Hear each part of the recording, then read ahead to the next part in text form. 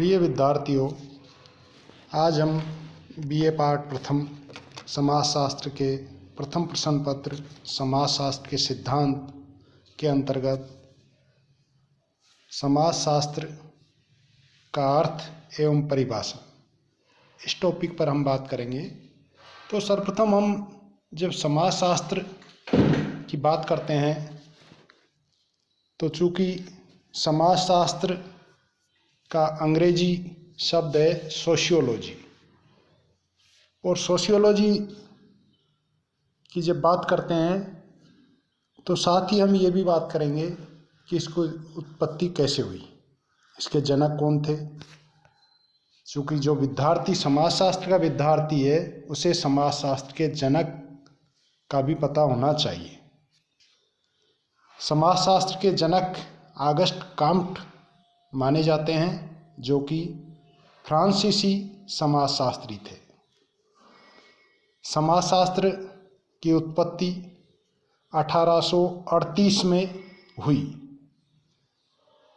August Comte द्वारा समाजशास्त्र को एक विज्ञान या यूँ कहें कि सामाजिक विज्ञान के रूप में प्रस्तुत किया गया है।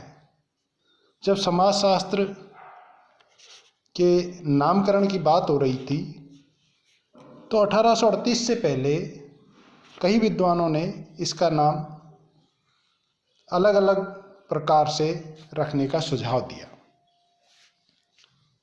पहले इसका नाम सामाजिक भौतिकी रखा गया, सोशल फिजिक्स, लेकिन ऑगस्ट कॉम्ट ने इस नाम को उचित नहीं माना और उन्होंने 1838 में इसको समाजशास्त्र के नाम से प्रस्तुत किया। समाजशास्त्र का यदि हम शाब्दिक अर्थ देखें तो सोशियोलॉजी शब्द दो शब्दों से मिलकर बना है, सोशियस प्लस लोगस। सोशियस जो शब्द है वो लैटिन भाषा का शब्द है, लोगस ग्रीक भाषा का शब्द है। सोशियस का अर्थ है समाज, सोसाइटी, और लोगस का अर्थ है साइंस, विज्ञान या शास्त्र, अर्थात समाज का शास्त्र या समाज का विज्ञान। तो इस प्रकार से समाजशास्त्र शब्द की उत्पत्ति हुई है। जॉन स्टुअर्ट मिल ने सोशियोलॉजी के स्थान पर इथोलॉजी शब्द को प्रयुक्त करने का सुझाव दिया था और कहा कि सोशियोलॉजी दो भिन्न भाषाओं की एक अभेद संतान है, लेकिन अधिकांश विद्वानों ने जॉन स्टुअर्ट मिल के सुझाव को नहीं माना। हर्बर्ट स्पेंसर ने समाज के क्रमबद्ध अध्ययन करने वाले विषय पर पुस्तक जारी की, अर्थात समाजशास्त्र पर। पहली पुस्तक हर्बर्ट स्पेंसर ने जारी की 1850 में और उसका नाम सोशियोलॉजी रखा गया। समाजशास्त्र के शाब्दिक अर्थ को समझने के पश्चात जैसा हमने बताया कि सोशियस प्लस लोगस अर्थात समाज का विज्ञान, समाज का शास्त्र। शाब्दिक अर्थ में इसको इस प्रकार भी कहा जा सकता है कि समाजशास्त्र का अर्थ समाज का सामाजिक संबंधों का व्यवस्थित और क्रमबद्ध ढंग से अध्ययन करने वाला विज्ञान समाजशास्त्र है। अर्थात जिस विषय के अंतर्गत समाज का क्रमबद्ध और व्यवस्थित अध्ययन किया जाता है उसे समाजशास्त्र कहते हैं। अब यह बात आती है क्रमबद्ध और व्यवस्थित अध्ययन। चूँकि जब कोई विषय किसी विषय वस्तु का क्रमबद्ध और व्यवस्थित अध्ययन करता है, सिस्टमेटिक अध्ययन करता है, तो वह विषय विज्ञान कहलाता है। और यहाँ हम इसको एक समाज विज्ञान के रूप में स्थापित कर रहे हैं। तो स्वाभाविक है कि समाज से रिलेटेड जो विषय वस्तु है उनका समाजशास्त्र के अंतर्गत क्रमबद्ध और व्यवस्थित अध्ययन किया जाएगा।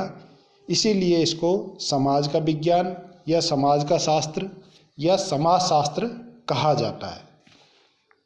चूँकि समाजशास्त्र को विभिन्न विद्वानों ने अलग अलग रूप से परिभाषित करने का प्रयास किया है।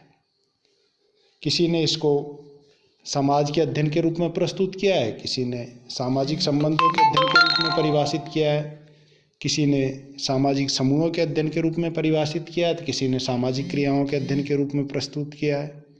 तो इस प्रकार से भिन्न भिन्न प्रकार के समाजशास्त्रियों ने भिन्न भिन्न प्रकार से समाजशास्त्र को परिभाषित करने का प्रयास किया है। हम यहाँ समाजशास्त्र के अर्थ और परिभाषाओं को समझने के लिए इसको 4 भागों में बांट करके समझने का प्रयास करेंगे। पहला भाग समाजशास्त्र समाज के अध्ययन के रूप में, दूसरा भाग समाजशास्त्र सामाजिक संबंधों के अध्ययन के रूप में, तीसरा समाजशास्त्र सामाजिक क्रियाओं के अध्ययन के रूप में, चौथा समाजशास्त्र सामाजिक समूहों के अध्ययन के रूप में। अर्थात इन 4 भागों में मोटे रूप से इसको देखने का प्रयास करते हैं। तो जब बात आती है समाजशास्त्र समाज के अध्ययन के रूप में, अर्थात जैसा कि नाम से ही स्पष्ट है कि समाजशास्त्र के अंतर्गत समाज का अध्ययन किया जाता है।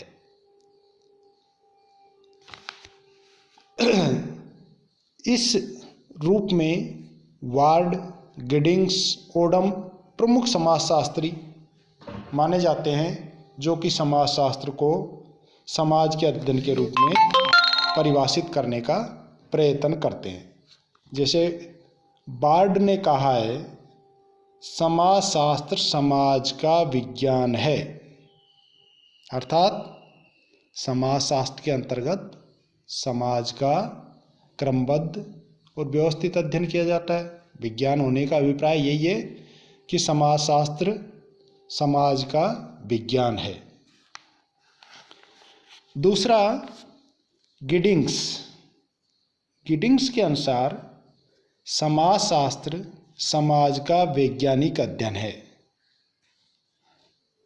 और इन्होंने समाजशास्त्र को समाज की एक समग्र इकाई के रूप में व्यवस्थित वर्णन और व्याख्या की है। समाज का वैज्ञानिक अध्ययन से अभिप्राय यही है कि समाज का एक व्यवस्थित तरीके से अध्ययन किया जाता है, क्रमबद्ध तरीके से अध्ययन किया जाता है। ऐसे विषय को हम समाजशास्त्र कहते हैं। तो गिडिंग्स ने समाज के वैज्ञानिक अध्ययन के रूप में समाजशास्त्र को परिभाषित किया है। ओडम की बात करें तो ओडम ने कहा है, समाजशास्त्र वह विज्ञान है जो समाज का अध्ययन करता है। तीनों जो परिभाषाएं हैं बहुत सरल परिभाषाएं हैं और इन परिभाषाओं से बिल्कुल स्पष्ट है, तीनों ही परिभाषाओं से, कि समाजशास्त्र के अंतर्गत समाज का वैज्ञानिक अध्ययन किया जाता है। परंतु यहाँ प्रश्न उठता है कि किस प्रकार के समाज का अध्ययन किया जाता है। क्या मानव समाज का अध्ययन किया जाता है या पशु समाज का अध्ययन किया जाता है या दोनों ही समाजों का अध्ययन किया जाता है। तो यहाँ हमें स्पष्ट समझ लेना चाहिए कि समाजशास्त्र के अंतर्गत मानव समाज का अध्ययन किया जाता है। जी डंकन मिचेल ने तो ये भी कहा है कि समाजशास्त्र मानव समाज के संरचनात्मक पक्षों का विवरणात्मक एवं विश्लेषणात्मक शास्त्र है। अर्थात इससे ये स्पष्ट है, जी डंकन मिचेल के कथन से, कि समाजशास्त्र मानव समाज का अध्ययन किया जाता है और मानव समाज के संरचनात्मक स्ट्रक्चरल एस्पेक्ट्स का विवरणात्मक एवं विश्लेषणात्मक अध्ययन करने वाला शास्त्र है। तो इस भाग के रूप में हम इसे बिल्कुल स्पष्ट रूप से समझ सकते हैं कि समाजशास्त्र के अंतर्गत समाज का अध्ययन किया जाता है और वो भी मानव समाज का अध्ययन किया जाता है। दूसरा जो भाग है वो है समाजशास्त्र सामाजिक संबंधों के अध्ययन के रूप में।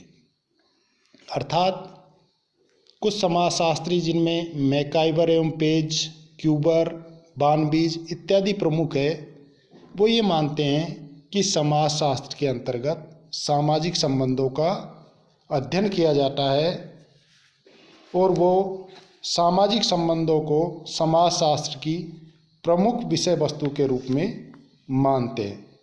और उनका मानना है कि समाज और सामाजिक संबंधों में कोई अंतर नहीं है, इसलिए सामाजिक संबंधों के अध्ययन के रूप में समाजशास्त्र को प्रस्तुत किया जाना चाहिए। मैकाइवर और पेज की जब बात करते हैं, मैकाइवर और पेज की एक प्रसिद्ध पुस्तक है सोसाइटी, और उन्होंने अपनी पुस्तक में समाजशास्त्र की परिभाषा दी है। मैकाइवर और पेज के अनुसार समाजशास्त्र सामाजिक संबंधों के विषय में है। संबंधों के इसी जाल को हम समाज कहते हैं। और इन्होंने इसी पुस्तक में अन्यत्र लिखा है कि सामाजिक संबंध मात्र समाजशास्त्र की विषय वस्तु है। अर्थात मैकाइवर और पेज की परिभाषा से स्पष्ट है कि समाजशास्त्र सामाजिक संबंधों के विषय में है, अर्थात सामाजिक संबंधों का जो जाल है उसको हम समाज कहते हैं, और उन सामाजिक संबंधों को समाजशास्त्र अपनी विषय वस्तु के रूप में अध्ययन करता है। इस रूप में समाजशास्त्र को सामाजिक संबंधों के अध्ययन के रूप में माना जाता है। क्यूबर ने कहा है, क्यूबर के अनुसार समाजशास्त्र को मानव संबंधों के वैज्ञानिक ज्ञान की शाखा के रूप में परिभाषित किया जा सकता है। अर्थात समाजशास्त्र को मानव संबंधों अर्थात ह्यूमन रिलेशनशिप्स के वैज्ञानिक ज्ञान की शाखा के रूप में परिभाषित किया जा सकता है। अर्थात जो मानव के संबंध है उनका वैज्ञानिक ढंग से अध्ययन करने वाली विषय वस्तु के रूप में समाजशास्त्र को परिभाषित किया जा सकता है। मानव संबंध मानव के बीच होते हैं और उनका वैज्ञानिक ज्ञान के दृष्टिकोण से जब अध्ययन किया जाता है, और ऐसा अध्ययन करने वाला विषय समाजशास्त्र कहलाता है। मैक्स वेबर ने भी इसमें कहा है कि समाजशास्त्र प्रधानतः सामाजिक संबंधों तथा कृत्यों का अध्ययन है। मैक्स वेबर ने दो चीज़ों को समाहित किया है इसमें, सामाजिक संबंध और कृत्य, अर्थात सोशल रिलेशन एंड एक्शन। हम एक्शन की बात थर्ड पार्ट में भी इसमें करेंगे, थर्ड भाग में। तो यहाँ सामाजिक संबंधों की जो बात है, सोशल रिलेशनशिप, समाजशास्त्र की आधारभूत जो संरचना है वो सामाजिक संबंधों से निर्मित है। तो सामाजिक संबंधों को समाजशास्त्र की प्रमुख विषय वस्तु के रूप में माना गया है। इसी प्रकार आर्नोल्ड एमरोज के अनुसार समाजशास्त्र मानव संबंधों का विज्ञान है। अर्थात सीधा सा है कि जो ह्यूमन रिलेशन है उनका अध्ययन करने वाला विषय है। तो इन जो परिभाषाओं से समाजशास्त्र को इस रूप में देखा जा सकता है कि समाजशास्त्र एक ऐसा विज्ञान है जो सामाजिक संबंधों का व्यवस्थित अध्ययन करता है। सामाजिक संबंधों के जाल को ही समाज कहा गया है। मनुष्य पारस्परिक जागरूकता और संपर्क के आधार पर विभिन्न व्यक्तियों एवं समूहों के साथ अगणित सामाजिक संबंध स्थापित करता है। जब अनेक व्यक्ति और समूह विभिन्न इकाइयों के रूप में एक दूसरे के साथ संबंधित हो जाते हैं, तब इन संबंधों के आधार पर जो कुछ बनता है वही सामाजिक संबंध कहलाता है और वही समाज कहलाता है। तो इस प्रकार से ये विद्वान समाजशास्त्र को सामाजिक संबंधों के अध्ययन के रूप में परिभाषित करते हैं। तीसरा जो पार्ट है वो है समाजशास्त्र सामाजिक अंतःक्रियाओं के अध्ययन के रूप में। कुछ समाजशास्त्री समाजशास्त्र को अंतःक्रियाओं के अध्ययन के रूप में परिभाषित करते हैं और उनकी मान्यता है कि सामाजिक संबंधों की बजाय सामाजिक अंतःक्रियाएं समाज का वास्तविक आधार है। सामाजिक संबंधों की संख्या इतनी अधिक है कि उनका ठीक से अध्ययन किया जाना बहुत ही कठिन है। अतः समाजशास्त्र में सामाजिक अंतःक्रियाओं का अध्ययन किया जाना चाहिए। अंतःक्रियाओं का तात्पर्य दो या दो से अधिक व्यक्तियों या समूहों का जागरूक अवस्था में एक दूसरे के संपर्क में आने और एक दूसरे के व्यवहार को प्रभावित करना है। सामाजिक संबंधों के निर्माण का आधार अंतःक्रिया ही है। इस कारण समाजशास्त्र को सामाजिक अंतःक्रियाओं का विज्ञान माना गया है। तो इसमें हम विद्वानों की जब बात करते हैं तो ग्लीन एवं ग्लीन, गिन्सबर्ग, जॉर्ज सीमेल,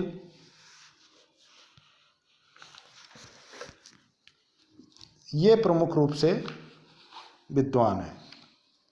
ग्लीन एवं ग्लीन के अनुसार व्यापक अर्थ में समाजशास्त्र व्यक्तियों के एक दूसरे के संपर्क में आने के उत्पन्न होने वाली अंतःक्रियाओं का अध्ययन कहा जा सकता है।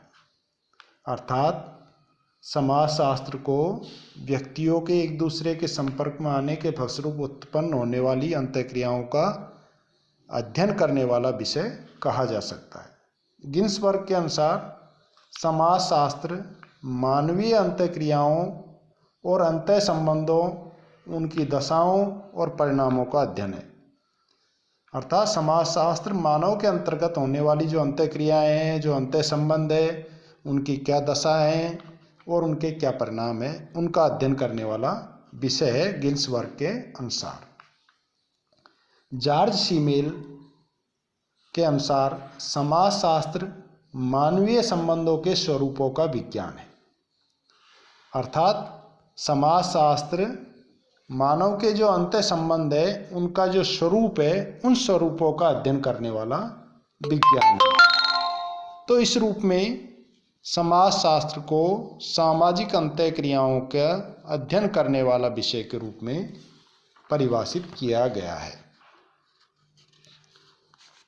चौथी जो परिभाषा है, चौथा जो भाग है समाजशास्त्र के अर्थ और परिभाषा को, वह समाजशास्त्र सामाजिक समूहों के अध्ययन के रूप में। अर्थात कुछ समाजशास्त्रियों का मानना है कि समाजशास्त्र सामाजिक समूहों का अध्ययन करने वाला विषय है, अध्ययन करने वाला विज्ञान है, और इसमें नॉब्स, हाइन तथा फ्लेमिंग, जॉनसन इत्यादि प्रमुख विद्वान हैं जिन्होंने माना है कि समाजशास्त्र सामाजिक समूहों का अध्ययन करने वाला विषय है। नॉब्स, हाइन तथा फ्लेमिंग के अनुसार समाजशास्त्र समूह में लोगों का वैज्ञानिक और व्यवस्थित अध्ययन है। अर्थात समाजशास्त्र व्यवहार के उन प्रतिमानों की ओर ध्यान देता है जो संगठित समुदाय में रहने वाले लोगों में पाया जाता है। अर्थात समूह के लोगों का वैज्ञानिक और व्यवस्थित अध्ययन है। अर्थात कुल मिला के सामाजिक समूहों का अध्ययन करने वाला विषय है। जॉनसन ने भी समाजशास्त्र को सामाजिक समूहों का अध्ययन करने वाले विषय के रूप में परिभाषित किया है और उन्होंने कहा है कि समाजशास्त्र सामाजिक समूहों का विज्ञान है। सामाजिक समूह सामाजिक अंतःक्रियाओं की ही एक व्यवस्था है। अर्थात इनकी मान्यता है कि समाजशास्त्र को सामाजिक संबंधों का अध्ययन कह देने से काम नहीं चलेगा और हम किसी निश्चित निष्कर्ष पर नहीं पहुंच सकेंगे। अतः समाजशास्त्र को सामाजिक समूहों का विज्ञान माना जाना चाहिए। सामाजिक समूहों का अर्थ जॉनसन के अनुसार केवल व्यक्तियों के समूह से नहीं होकर व्यक्तियों के मध्य उत्पन्न होने वाली अंतःक्रियाओं की व्यवस्था से है। विभिन्न व्यक्ति जब एक दूसरे के संपर्क में आते हैं तो उनमें सामाजिक अंतःक्रियाएं उत्पन्न होती है और इन्हीं अंतःक्रियाओं के आधार पर समूह बनते हैं और समाजशास्त्र सामाजिक अंतःक्रियाओं के आधार पर बनने वाले ऐसे सामाजिक समूहों का अध्ययन ही है। तो इस प्रकार से जो ये परिभाषाएं हैं इनसे स्पष्ट है कि समाजशास्त्र सामाजिक समूहों के अध्ययन के रूप में है और समग्र रूप से हम इन चारों भागों की परिभाषाओं के बाद ये स्पष्ट रूप से कह सकते हैं कि ये जो चारों भाग है वो एक दूसरे से इंटरकनेक्ट है, एक दूसरे से जुड़े हुए हैं। सामाजिक संबंधों से, सामाजिक संबंध सामाजिक क्रियाओं से, सामाजिक क्रिया सामाजिक समूहों से, इस प्रकार एक दूसरे का ये निर्माण करते हैं और इन सब का अध्ययन समाजशास्त्र के अंतर्गत किया जाता है। इसलिए हम निष्कर्ष रूप में ये कह सकते हैं कि समाजशास्त्र समाज का, सामाजिक संबंधों का, सामाजिक क्रियाओं का, सामाजिक समूहों का, सामाजिक नियंत्रण का, सामाजिक परिवर्तन का और समाज में प्रचलित विभिन्न प्रकार की सामाजिक अच्छाई बुराई, क्रिया प्रतिक्रिया, इन सब का अध्ययन समाजशास्त्र के अंतर्गत किया जाता है।